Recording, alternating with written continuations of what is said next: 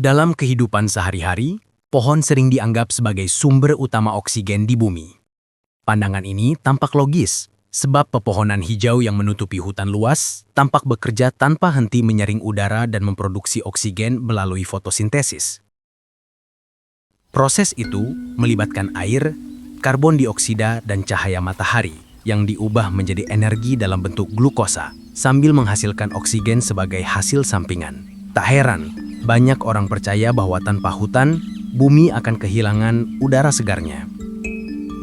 Namun, di balik semua keindahan dan peran penting pepohonan, terdapat kenyataan ilmiah yang mengejutkan. Pohon memang menghasilkan oksigen, tetapi mereka juga menggunakannya. Seperti makhluk hidup lainnya, pohon melakukan respirasi untuk tumbuh dan bertahan hidup. Akibatnya, jumlah oksigen bersih yang dilepaskan oleh hutan jauh lebih kecil dari yang dibayangkan. Berdasarkan penelitian, seluruh hutan di dunia hanya menyumbang sekitar 5 hingga 10% dari total oksigen di atmosfer. Jika demikian, muncul satu pertanyaan besar. Dari mana asal sebagian besar oksigen di planet ini?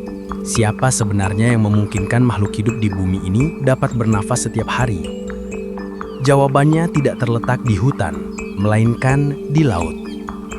Di bawah permukaan laut yang diterangi cahaya matahari, hidup makhluk-makhluk mikroskopis yang luar biasa bernama fitoplankton.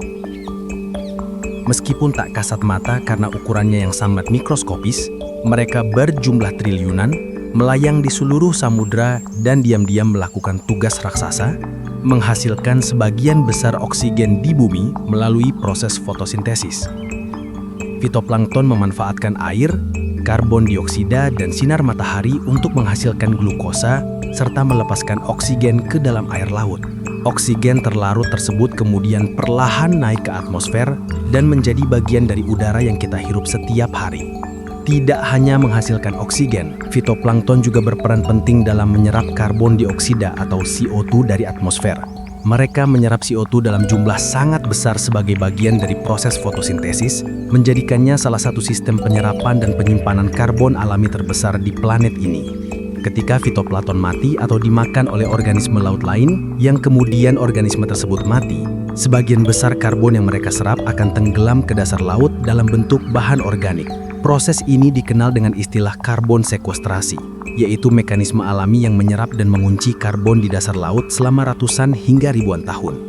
Dengan cara sederhana namun luar biasa ini, fitoplankton membantu menurunkan kadar karbon dioksida di atmosfer dan memperlambat laju pemanasan global. Diperkirakan 50 hingga 80% oksigen di atmosfer berasal dari aktivitas fotosintesis fitoplankton. Mereka adalah organisme penghasil oksigen utama di bumi. Berbeda dengan tumbuhan darat, fitoplankton tidak memiliki akar, batang, dan daun. Ukurannya yang sangat kecil justru memberikan keunggulan biologis. Luas permukaannya jauh lebih besar dibanding volumenya, sehingga penyerapan cahaya dan karbon dioksida berlangsung dengan efisiensi tinggi. Mereka bekerja tanpa henti di seluruh permukaan samudra yang luas di seluruh dunia.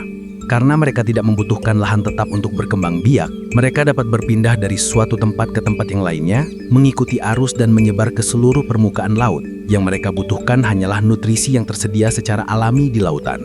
Ironisnya, makhluk penghasil oksigen terbesar di bumi ini jarang dikenal oleh manusia.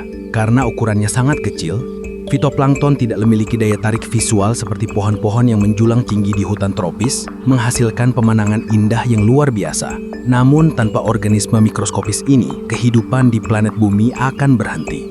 Mereka tidak hanya menghasilkan oksigen, tetapi juga menjadi dasar dari seluruh rantai makanan laut dan berperan penting dalam menjaga keseimbangan iklim global. Sayangnya, populasi fitoplankton kini berada dalam ancaman. Mereka sangat rentan terhadap perubahan suhu, polusi, dan pH. Saat ini, pemanasan global, pencemaran laut, dan meningkatnya keasaman air menyebabkan penurunan jumlah mereka di berbagai wilayah samudra. Jika kondisi ini terus berlanjut, produksi oksigen akan menurun dan kemampuan laut menyerap karbon akan melemah. Dampaknya bukan hanya bagi laut, tetapi juga bagi atmosfer dan seluruh sistem kehidupan di bumi. Hutan hujan Amazon yang kerap disebut sebagai paru-paru dunia memang memiliki peran penting dalam menjaga keseimbangan ekosistem.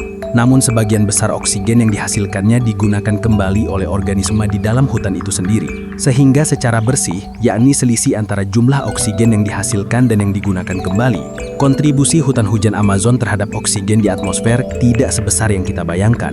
Meski demikian, hutan di seluruh dunia tetap memiliki peran vital dalam penyimpanan karbon dan pengaturan iklim. Hutan juga berfungsi sebagai pelestarian keanekaragaman hayati, sebab hutan merupakan tempat tinggal bagi berbagai macam flora dan fauna.